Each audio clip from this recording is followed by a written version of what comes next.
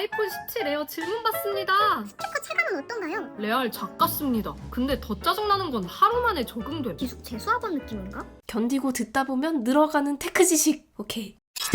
안녕하세요 여러분, 주연입니다. 오래 기다리셨죠? 아이폰 17 에어 사용 후기 가지고 왔습니다. 많은 분들이 궁금해하시고 질문도 많이 남겨주셨는데 제가 사실 이번 신제품 중에서 가장 궁금했고 그만큼 첫 번째로 뜯어서 실사용을 해봤는데요. 제일 예쁘잖아요. 처음 발표될 때부터 너무너무 예뻐가지고 깜짝 놀랐었는데 과연 이 예쁘고 얇다고 용서가 될지 좀 아쉬울 만한 부분들도 많았어가지고 하루 바짝 사용해본 후기 자세하게 털어드릴게요. 렛츠고! 일단 첫인상 후기부터 좀 털어드릴게요. 제가 컬러를 사실 처음에는 이 갤럭시 S25 엣지랑 비교를 할 생각으로 블루를 살까 했었는데 뭔가 이 라이트 골드가 볼수록 옛날 아이폰 골드 색상 느낌 날 것 같아가지고 골드로 사봤거든요. 근데 실물로 보니까 진짜 약간 그 시절 그런 느낌 있어요. 특히 이 측면을 보시면은 골드는 골드지만 좀 샴페인 골드? 완전 막 노랑노랑한 골드가 아니라 베이지 톤의 골드 색상이어가지고 우아하고 예쁘더라고요. 근데 처음에 뜯었을 때 너무 화이트 같은 느낌이 나가지고 제가 아이폰 16이 화이트 모델을 또 가지고 있잖아요. 요거랑 이렇게 같이 놓고 보니까 확실히 화이트 색상이랑은 다르긴 하더라고요. 그리고 이번에 전후면 둘 다 세라믹 쉴드 2가 들어갔고 프레임을 유일하게 이번 신제품 중에서 티타늄 프레임을 사용했잖아요. 저는 사실 S 시리즈의 울트라 제품이랑 요번 이 S25 엣지 쓰면서 티타늄 프레임에 대한 믿음이 좀 생겼거든요. 확실히 튼튼하더라고요. 꽤 오래 썼습니다. 한 두세 달 정도 실사용을 했고 근데도 지금 외관 보시면은 깨끗하고 완전 멀쩡하죠? 아이폰 에어도 티타늄 프레임이 사용되면서 내구성에 대해서는 큰 걱정 없이 사용을 하고 있고요. 제가 처음에 뜯고 나서 일단은 이 측면 두께가 얼마나 얇을지가 가장 기대됐었는데 실제로도 진짜 얇아요. 아이폰에서는 한 번도 본 적 없었던 슬림함. 근데 사실 처음에 뜯었을 때 그렇게 막 감흥이 크지는 않았어요. 왜냐하면 이 너무 얇은 두께를 제가 이미 S25 엣지에서 너무 익숙하게 사용을 해버린 상태다 보니까 그냥 예상대로 얇구나 이런 느낌이었고 디자인도 그렇게 실물 딱 봤을 때 너무 예뻐! 막 이런 아우라가 있는 그런 느낌은 아니었어요. 근데 그 이유가 뭘까라고 생각을 해보니까 이게 제가 이전에 쓰던 16 프로거든요. 이번 17 에어랑 16 프로에서의 이 후면 유리의 느낌이 약간 다르더라고요. 보면은 16 프로에서의 이 후면은 깊이감이 좀 느껴지는 이런 빛 반사에서 보면은 반사광이 약간 더 입체적인 느낌이 들거든요.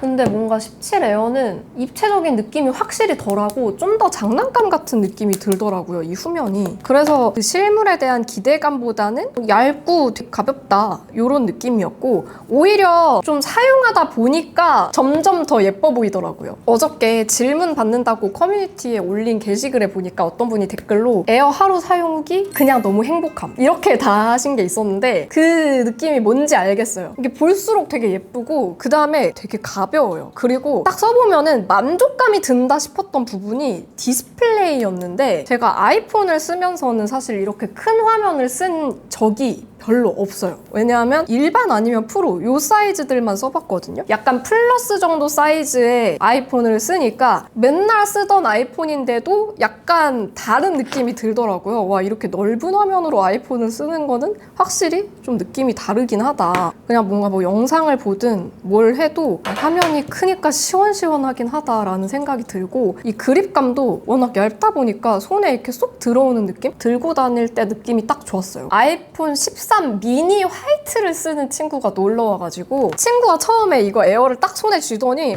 미니보다 더 가벼운데? 이러는 거예요. 그래서 그럴 리가 없는데? 라고 하면서 두 개를 저도 양손에 들어봤는데 무게가 약간 거의 똑같게 느껴지더라고요. 넓고 얇게 만든 폰이 체감하는 무게가 확실히 다르구나 싶더라고요. 무게가 면적이 넓어지면 분산되는 거 아시죠? 20g 이상 차이를 거의 못 느낄 정도로 굉장히 가볍게 느껴졌습니다. 자, 그리고 이 범퍼 케이스랑 스트랩 질문도 되게 많더라고요. 제가 이번에 좀 제대로 보여드리려고 사봤는데 일단 첫인상 별로다, 현인상 별로다, 범퍼 케이스와 스트랩 비추천. 제발 사지마, 진짜 사지마. 내가 말릴 때 사지마, 진짜로. 뜯어보 보면은 퀄리티가 좋긴 해요. 이 끈도 되게 튼튼하고 누가 막 이렇게 끊고 도망갈 정도로 막 약해 보이진 않거든요. 끼웠을 때가 문제인데 제가 가장 아쉬웠던 부분 중에 하나가 이 스트랩을 끼우려면 양쪽에 이 꼬다리를 달아야 돼요. 아니 발표 영상에서는 뭔가 마그넷으로 이렇게 착착 붙이는 것처럼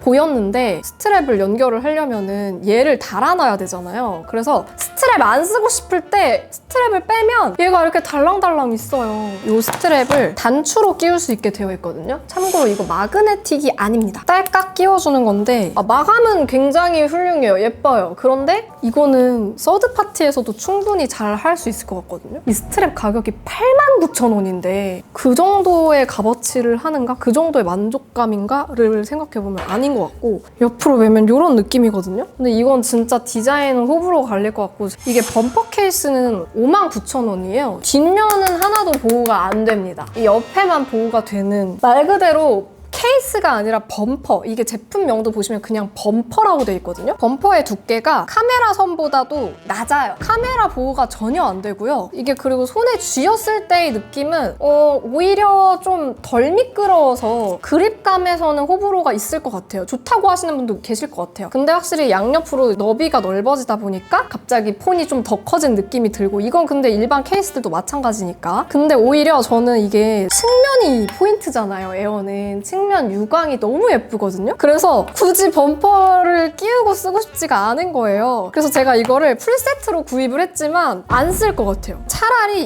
이거 살 돈으로 핸드폰 보험을 드시는 게 낫지 않을까 싶고 그냥 저는 에어는 생폰으로 쓸 때가 가장 예쁘고 가장 그 값어치를 할 것 같습니다. 그리고 디스플레이에서 크기 말고도 이 반사 방지 코팅이 이번에 새롭게 들어갔잖아요. 이게 실제로 체감이 될지가 궁금했는데 그냥 저는 눈으로 보면서 사용을 할 때는 반사 방지가 더 좋아진 게 맞나? 여전히 거울처럼 이렇게 반사가 잘 되는 것 같은데? 이런 생각이 들어가지고 별로 막 체감을 못 했거든요? 근데 이게 전작 16 일반인데 16 일반이랑 비교를 해보면 확실히 더 잘 비치죠? 전작은 확실히 진짜 거울 같은데 요거는 조금 덜하다. 앞에 조명 반사도 보여드릴게요. 이게 16 일반, 이게 이번 에어.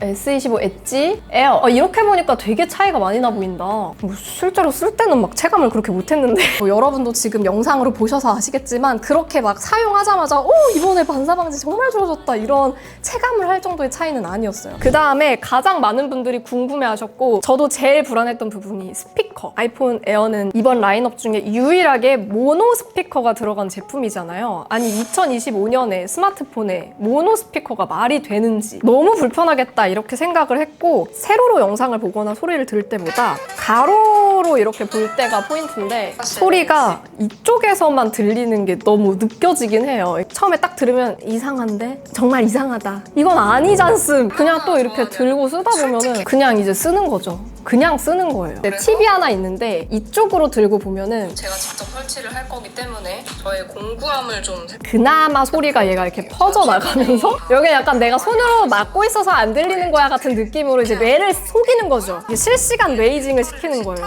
진짜 아쉬운 거는 노래 틀었을 때 제가 아침에 샤워하면서 항상 노래를 듣거든요. 내 샤워기 물소리에 노래소리가 너무 묻히는 거예요. 나 분명히 최대 음량으로 했는데 확실히 비교를 해보니까 많이 아쉽긴 하더라고요. 이게 볼륨 최대거든요.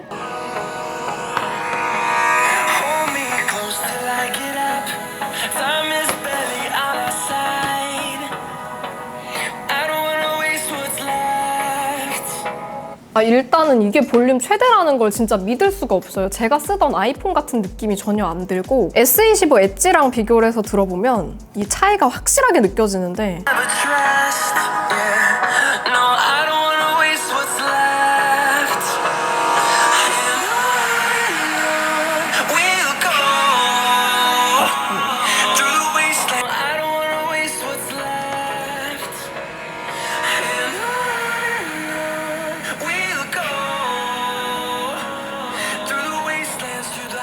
너무 다르죠? 스피커가 확실히 한쪽에서 들리는 것도 아쉽지만 출력 자체가 아쉬워가지고 평상시에 좀 집안에다가 핸드폰으로 노래를 틀어놓으시거나 씻을 때 노래 틀고 씻으시는 분들 이런 분들은 많이 아쉬우실 것 같아요. 그리고 일반 모델이랑도 비교를 해보면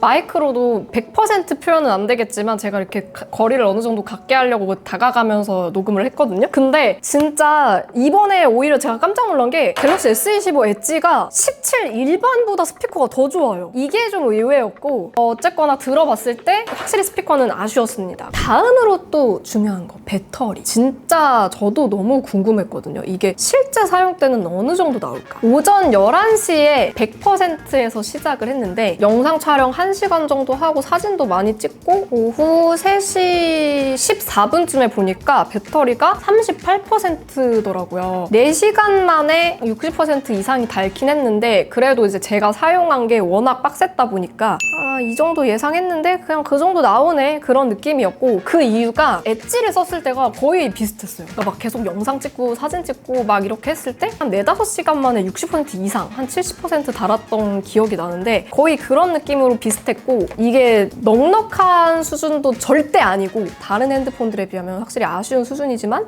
애초에 제가 S25 엣지를 쓰면서도 이런 핸드폰들은 아직까지는 밖에서 쓸 때는 보조 배터리가 꼭 필요하겠다라는 생각을 했었거든요. 오히려 저는 아이폰 에어가 그 스펙상으로는 영상 재생 시간이 아이폰 16 프로랑 똑같았거든요. 27시간으로 표시가 되어 있었는데 엣지 같은 경우에는 영상 시청 시간 기준으로 24시간으로 되어 있었단 말이죠. 근데 체감상 좀 비슷하게 느껴져가지고 그 삼성과 애플 내부에서 이 영상 재생 시간 기준으로 배터리 사용 시간을 측정하는 게 뭔가 좀 기준이 다른가? 라는 생각도 들긴 하더라고요. 여기서 하나 더 고려하셔야 되는 점은 이렇게 사용한 정도가 제가 디스플레이에서 이 화면 상시 표시를 끈 상태로 썼을 때의 기준입니다. 이 화면 상시 표시를 켜두면 당연하게도 배터리 소모가 훨씬 빨라질 거기 때문에 여러분도 이거는 참고를 하셔야 될 것 같더라고요. 그리고 사실 에어는 충전 속도도 좀 아쉽거든요. 맥세이프 충전 속도가 일반이랑 프로에서는 25W까지 지원되는데 얘는 20W까지만 지원이 되고요. 유선 충전 속도도 20W까지로 제한이 있습니다. 그래서 애플이 이제 이 에어를 발표할 때 같이 발표한 게 있죠. 깜짝 놀랐습니다. 가격이 거의 15만 원, 14만 9천 원인데 얘가 용량이 얼마냐면 여기에 써져 있거든요. 3149mAh. 에어 본품을 최대 65%까지 재충전할 수 있다. 결론적으로 아쉬운 거 맞아요. 일단 이 에어의 이 카메라선 부분이 여기까지 내려와 있잖아요. 그래서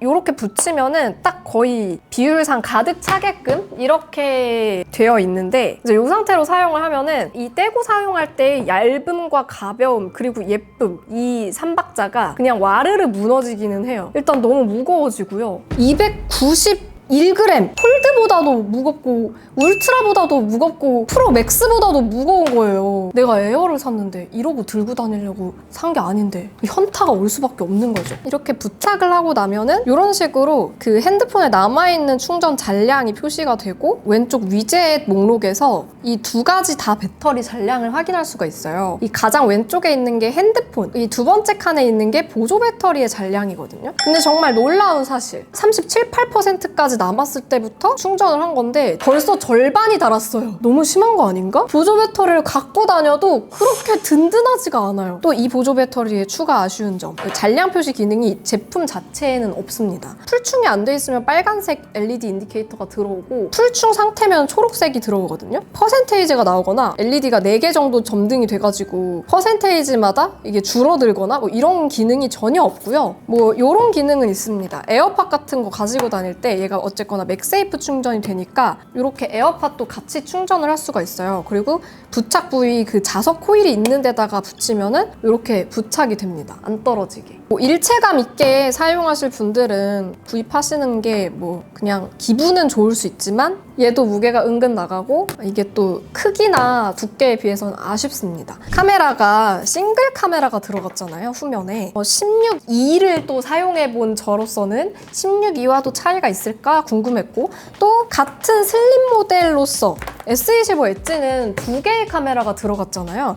그래서 이런 이제 사용성 면에서의 좀 비교가 확 되더라고요. 있어서 근데 제가 스펙상의 차이보다도 진짜 실사용에 참고하실 수 있게 경험상, 체감상의 얘기를 좀 많이 해드릴게요. 카메라는 확실히 여러분이 어느 정도 용도까지 사용하실 건지가 가장 중요할 것 같아요. 그냥 나는 간단하게 사진 찍고 그냥 동영상도 간단하게 찍을 거다. 이런 용도면은 전혀 무리는 없습니다. 이 하나가 들어가 있어도 어쨌거나 해상도도 높고 그냥 이제 일상적으로 가볍게 쓰기에는 나쁘지 않다. 근데 주의하셔야 되는 거는 이게 렌즈가 하나밖에 없다 보니까 초광각 앵글이 안 돼요. 최대한 빼도 1배. 투명 카메라로 MG샷 같은 거 찍으시는 분들은 별도로 뭐 이렇게 초광각 카메라를 달아가지고 쓰는 액세서리를 부착해서 쓰시거나 이렇게 해야 되고요. 그 다음에 저는 가장 아쉬웠던 게 시네마틱 비디오 촬영이 안 된다는 거. 다행인 거는 인물이 아니어도 인물 사진 모드를 쓸 수 있는 거는 가능했거든요. 그리고 그 인물 사진의 퀄리티 자체도 그냥 나쁘지 않습니다. 일반 모델 카메라에서 쓰던 그런 느낌이거든요. 근데 영상에서는 아예 시네마틱 비디오 메뉴 자체가 없어요. 그래서 그 비디오 촬영하실 때 뒤에 블러 처리 이렇게 날려서 찍는 거 좋아하시는 분들은 이게 많이 아쉬울 거예요. 그리고 이번에 제가 기대했던 부분이 센터 스테이지 카메라. 이 전면 카메라에 센터 스테이지 기능이 들어간 게 좀 기대가 됐었는데 결론적으로 얘기하자면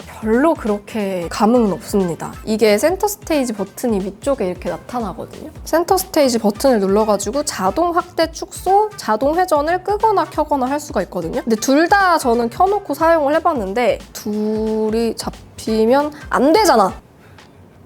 그래, 이렇게 뭔가 딱 터치를 해줘야 이렇게 확대가 되고 뭔가 자동으로 잘 안 되더라고요. 이렇게 돌아오는 건 또 빨라요. 그래서 확대 축소가 좀 빠릿빠릿하게 자동으로 잘 안 돼가지고 이게 좀 아쉬웠고 그리고 이 센터 스테이지 기능이 보니까 비디오에서는 안 되더라고요. 이게 딱 두 가지에서만 되는데 사진 모드랑 페이스타임 할 때, 영상 촬영할 때는 여러분이 늘 쓰시던 그 비율 그대로 16대 9 비율로 사용을 하셔야 되고 저는 오히려 좋았던 게 이게 좋았어요. 녹화 버튼 바로 위쪽에 있는 이 버튼 보이세요? 이게 가로 모드랑 세로 모드를 전환해주는 버튼이거든요? 사진을 찍다 보면은 세로 셀카도 찍고 뭔가 풍경이랑도 같이 찍고 싶을 때 있잖아요? 그럴 때 이 핸드폰을 이렇게 돌릴 필요 없이 그냥 이 버튼 한번 눌러가지고 더 넓게 찍을 수 있고 또 넓게 찍어가지고 이번에는 18메가픽셀 전면 카메라가 적용됐잖아요. 그래서 이렇게 넓게 찍고서 편집으로 들어가가지고 자르기 비율 설정해서 이렇게 잘라주면은 셀카를 세로로 찍은 것처럼도 쓸 수가 있어요. 이게 되게 마음에 들었고 영상도 마찬가지입니다. 세로로 영상을 찍고 가로로도 찍고 싶다. 그럼 둘 다 이렇게 금방 왔다 갔다 할 수 있거든요. 셀카봉에서 막 얘를 막 돌리거나 빼서 다시 끼우거나 그럴 필요가 없으니까 되게 편하고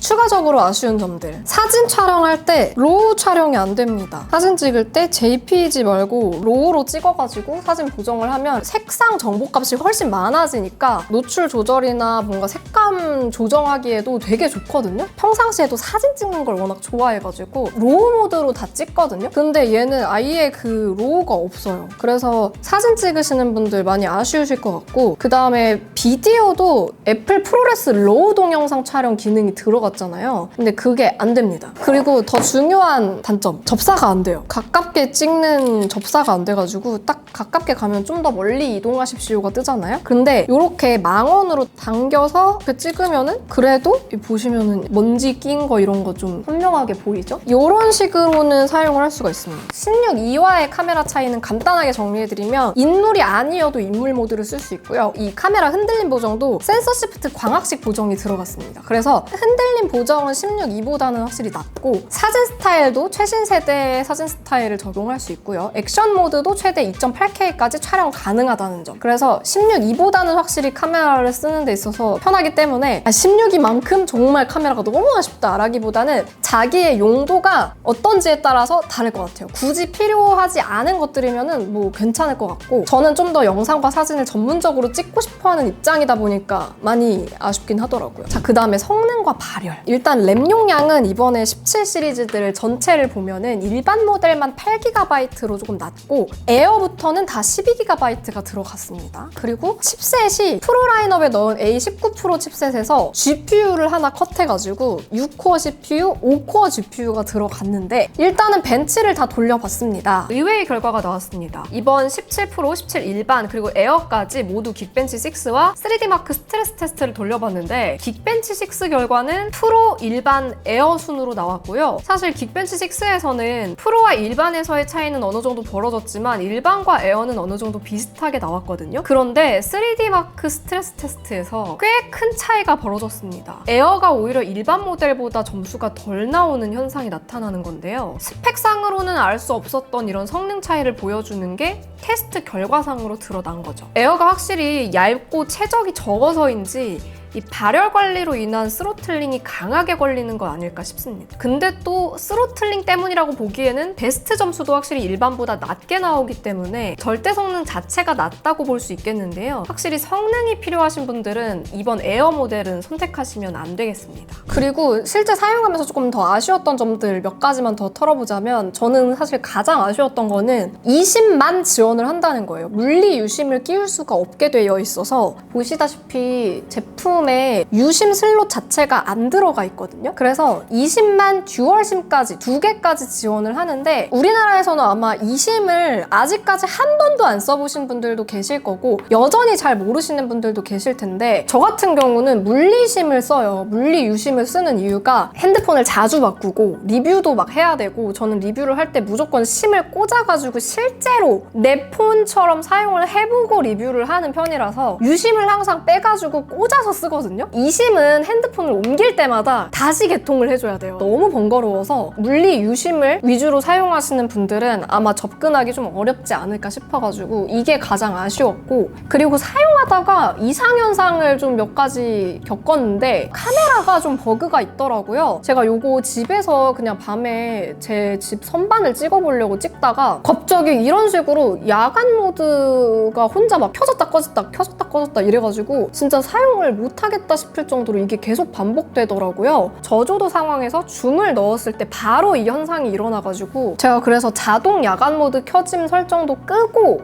해봤는데도 똑같이 그러더라고요. 그래서 이거는 카메라 버그가 아닐까 싶고 그 다음에 얘도 카메라 쓰다 보면 가끔 멈출 때가 있어요. 그래서 제가 이거 16 프로 리뷰 때도 이야기를 했었는데 소프트웨어 버그가 진짜 내가 알던 아이폰 같지 않게 작년부터 좀 심해졌거든요. 근데 그게 이번에도 있더라고요. iOS 26의 문제가 아닐까 싶고 마지막으로 갤럭시 S25 엣지 올해 나온 슬림폰이잖아요. 그래서 이 두 가지를 비교해달라는 요청도 많아가지고 간단하게 빠르게 비교를 해보자면 엣지가 살짝 더 두꺼워요. 에어가 살짝 더 얇거든요. 손으로 들었을 때 무게는 엣지가 조금 더 가볍습니다. 그리고 화면 크기는 엣지가 조금 더 크고요. 베젤은 엣지가 조금 더 얇습니다. 그래서 이런 외관상의 디자인 차이 같은 거는 좀 취향에 따라 갈릴 것 같고 디스플레이가 반사 방지는 아이폰이 더 잘 돼요. 근데 밝기 같은 경우는 최대 화면 밝기로 했을 때 눈에 보이시나요? 인터넷에서 그냥 켰을 때인데 트루톤도 다 껐을 때 기준으로 이렇게 보시면은 갤럭시 S25 엣지가 좀 더 밝게 보이더라고요. 이게 더 밝게 기능을 켠 상태인데 야외 최대 피크 밝기에서 부분 최대 밝기는 아이폰이 스펙상 3000니트인데 일상적으로 이렇게 켰을 때의 최대 화면 밝기는 갤럭시가 좀 더 밝더라고요. 그래서 좀 뭐 비슷비슷하다. 카메라는 엣지가 사실 완승입니다. 아까 말씀드린 것처럼 아이폰 에어는 안 되는 기능들이 워낙 많은데 그것들이 엣지에서는 좀 대부분 되거든요. 배터리는 비슷비슷한데 체감상으로도 비슷해요. 근데 용량으로 따지면 에어가 3149mAh고 엣지가 3900mAh로 엣지가 배터리 용량이 더 많은 건 맞아요. 그냥 체감상 배터리 가는 시간은 둘 다 거의 비슷합니다. 그리고 스피커는 아까 보여드린 것처럼 엣지가 완승입니다. 가격도 살펴보면 엣지가 지금 256GB 기준으로 128만 원까지 내려갔거든요. 에어는 159만 원. 그래서 둘이 비교하면 가격이 거의 30만 원 차이가 나요. 사실 정가로 봐도 엣지가 10만 원 더 낮거든요. 그래서 이 두 개를 비교해보면 삼성은 도대체 어떻게 했냐? 이런 소리가 나올 정도로 이 슬림폰에서는 여러 가지 밸런스를 더 잘 맞춰놓은 거는 갤럭시가 훨씬 더 우세한 건 맞아요. 나는 슬림폰을 쓰고 싶은데 뭐 배터리도 스피커도 카메라도